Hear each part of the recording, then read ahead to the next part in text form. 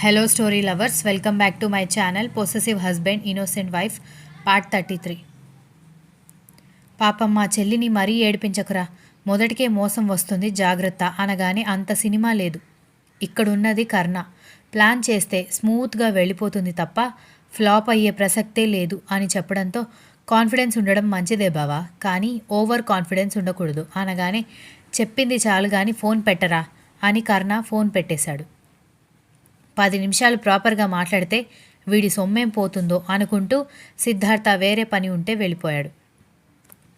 దక్ష హాస్టల్లో కర్ణ చేంజ్ గురించి ఆలోచిస్తూ అటు ఇటు కాలు కాలిన పిల్లిలాగా తిరుగుతూ ఉంటే ఆఫీస్ నుంచి వచ్చి ఫ్రెష్ అయ్యి బాత్రూమ్ నుంచి బయటకు వస్తున్న రూమ్మేట్ అమ్మాయిని డాష్ ఇవ్వడంతో ఆ అమ్మాయి దక్ష వైపు చూసి ఏమైందే, ఎటు చూసి నడుస్తున్నావు, వచ్చిపోయే వాళ్ళని ఎందుకిలా గుద్దుతున్నావు అని అడిగేసరికి అబ్బా నేనేదో ఆలోచిస్తూ చూడకుండా డాష్ ఇచ్చానులేవే అనగానే అది సరే, దేని గురించి అంత దీర్ఘంగా ఆలోచిస్తున్నావు అని అడిగింది ఆ అమ్మాయి. నా తలరాత గురించి అని దక్ష చిరాకుగా చెప్పడంతో ఇప్పుడు నీ తలరాతకి ఏమైంది, కొంపదీసి ఇంట్లో ఏమైనా పెళ్లి సంబంధాలు చూస్తున్నారా అనగానే దక్ష టక్కున ఆ అమ్మాయి వైపు చూసి అదేం కాదులే అనగానే పోనీ ఆఫీస్లో వర్క్ ప్రెషర్ ఎక్కువగా ఉందా, నీ ముసలి బాస్ వర్క్ ఎక్కువ ఇస్తున్నాడా అనగానే చీచీ మా బాస్ ముసలోడు కాదు 6 అడుగుల అందగాడు అనగానే అబ్బో అని ఒకరినొకరు చూసుకున్నారు రూమ్మేట్స్. దక్ష నాలుక ఖర్చుకుని నాకు కొంచెం తలనొప్పిగా ఉంది, నేను వెళ్ళి టీ తెచ్చుకుంటాను అని వెళ్ళబోతుంటే చాలు చాలు, తప్పించుకోవడానికి చాలా బాగా ట్రై చేసావు కానీ నీ పప్పులు మా దగ్గర ఉడకవు, 6 అడుగుల అందగాడి మ్యాటర్ ఏంటో ఇప్పుడు తేలిపోవాలి అనగానే అందులో తేలిపోవడానికి ఏముంది, అతను నా బాస్, నేను ఆయన సెక్రటరీ అంతే అని దక్ష సింపుల్గా చెప్పడంతో ఈ కట్టే కొట్టే తెచ్చే స్టోరీస్ మేము చాలా విన్నాం కానీ కొంచెం క్లియర్గా బ్రీఫ్గా ఎక్స్ప్లెయిన్ చేయమ్మా అని అడిగారు వాళ్ళు.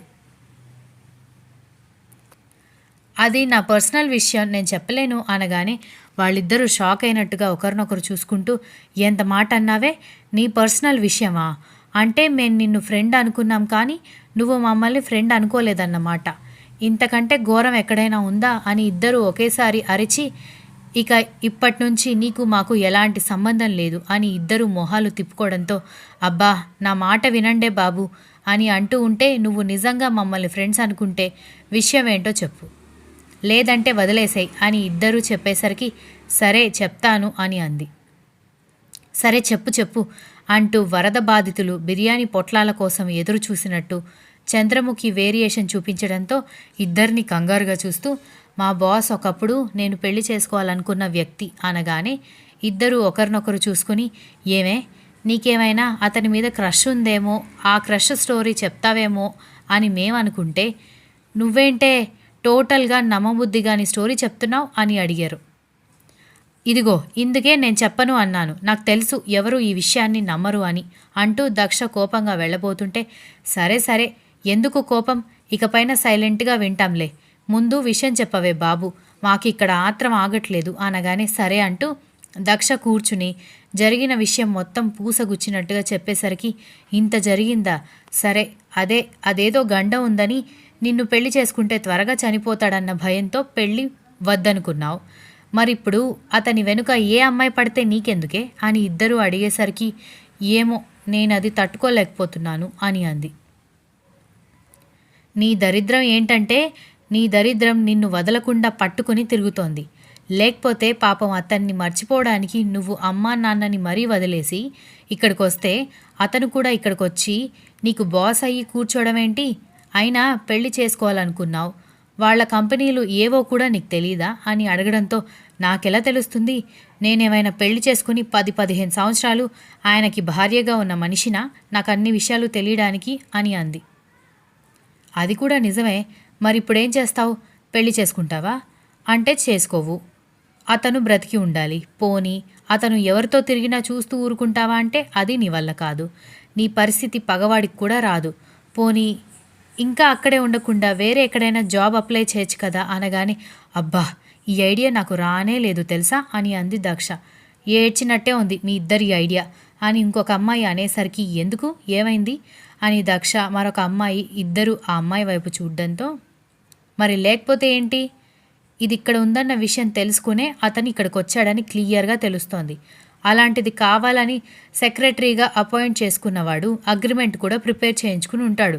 సో ఇది వేరే జాబ్ చూసుకున్నా ప్రయోజనం లేదు. ఒకవేళ అగ్రిమెంట్లో ఇన్ని సంవత్సరాలు వర్క్ చేయాలని ఉంటే ఖచ్చితంగా వర్క్ చేసి తీరాలి అని చెప్పడంతో నిజమే, నేను డాక్యుమెంట్స్ మీద సంతకాలు చేశాను కానీ కరెక్ట్గా చెక్ చేయలేదు అని తల పట్టుకుంది దక్ష. అయితే నిన్ను ఒప్పించి పెళ్లి చేసుకునే వరకు గురుడు ఆగడులే. All the best. ఈ లవ్ గేమ్లో ఇద్దరిలో ఎవరు గెలుస్తారో చూద్దాం అనగానే, నేను ఇక్కడ టెన్షన్ పడుతుంటే మీ ఇద్దరికి జోక్లా ఉందా అనగానే, అరే ఇందులో మేం చేసింది ఏముందే, నీకేమో భయం ఎక్కువ, అతనేమో ఇలాంటివన్నీ నమ్మడు, ఎలాగైనా నువ్వే అతని భార్య అవ్వాలని అనుకుంటున్నాడు, దానిలో భాగమే ఇదంతా. కాబట్టి ఈ గేమ్లో ఎవరు గెలుస్తారో చూడ్డానికి మేం కూడా రెడీగా ఉన్నామని అనగానే ఇద్దరిని తిట్టేసి వెళ్ళిపోయింది దక్ష. ధాత్రి, ఇంట్లో కూరగాయలు అయిపోయాయి, అలాగే కారం, ఉప్పు, పప్పు లాంటివి కూడా కావాలి, అన్నీ లిస్టు రాసి పెట్టాను, మీ నాన్న దగ్గర డబ్బులు తీసుకుని వెళ్ళి తీసుకురాపో అని సత్యవతి లిస్టు తీసుకొచ్చి ఇవ్వడంతో, సరే మమ్మీ అంటూ స్కూటీ తాళాలు తీసుకుని తండ్రి దగ్గరికి వెళ్ళి డబ్బులు తీసుకుని బయటకొచ్చి స్కూటీ బయటకు తీసి దగ్గరలో ఉన్న మార్కెట్కి వెళ్ళింది.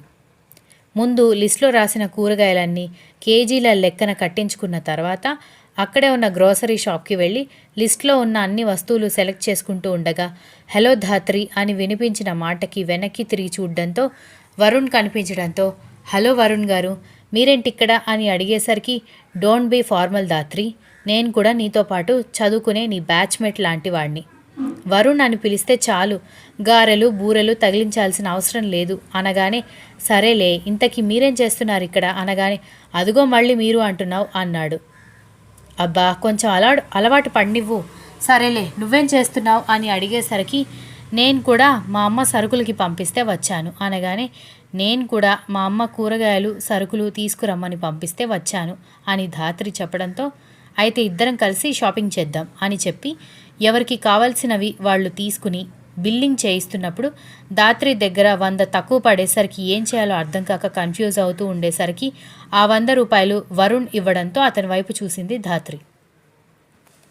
ఇద్దరూ షాప్ నుంచి బయటకు వచ్చిన తర్వాత, మీరెందుకు డబ్బులు ఇచ్చారు వరుణ్ అని అడిగేసరికి, ఇది మరీ బాగుంది, నేను అది అప్పుగా ఇచ్చాను అని అనుకో ధాత్రి, 100 రూపాయల కోసం అక్కడ నిలబడి అందరి ముందు ఇన్సల్ట్ అవ్వడం కంటే ఎవరిస్తే ఏముంది చెప్పు అనగానే, సరే నేను ఇప్పుడే ఫోన్ చేసి 100 రూపాయలు పంపించమని అడుగుతాను అనగానే, అవసరం లేదు, 100 రూపాయలకి మునిగిపోయేది ఏమీ లేదు, సరే నాకు టైం అవుతోంది నేను వెళ్తాను అంటూ ధాత్రి పిలుస్తున్నా కూడా వినిపించుకోకుండా వెళ్ళిపోయాడు.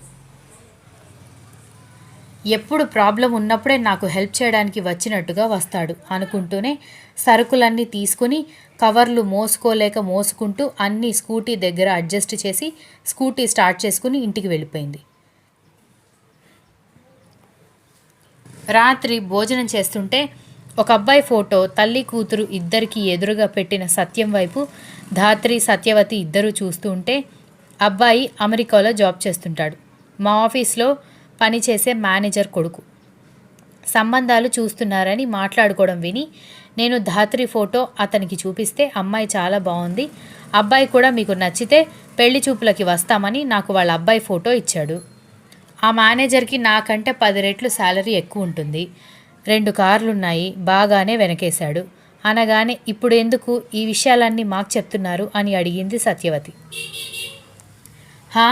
ఈ అబ్బాయిని నువ్వు పెళ్లి చేసుకుంటే బాగుంటుందని నీకు చెప్తున్నాను అని సత్యం వెటకారంగా చెప్పేసరికి, ఏంటి అని సత్యవతి షాక్ అయ్యేసరికి, మరి లేకపోతే ఏంటి, తెలిసి అడుగుతున్నావా లేకపోతే కావాలని నాటకాలు చేస్తున్నావా, ఈ సంబంధం ధాత్రి కోసం అని చెప్పడంతో, ఏమంటున్నారు నాన్న అని అంది ధాత్రి.